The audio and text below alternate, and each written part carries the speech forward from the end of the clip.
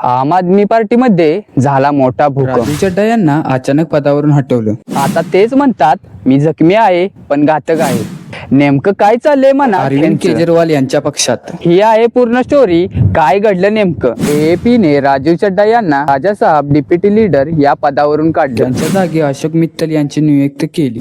अधिकृत कारण स्पष्ट दिले नाही, पण हा निर्णय अचानक नसून तिथल्या संघर्षाचा परिणाम मानला जातो. चड्डा काय म्हणले?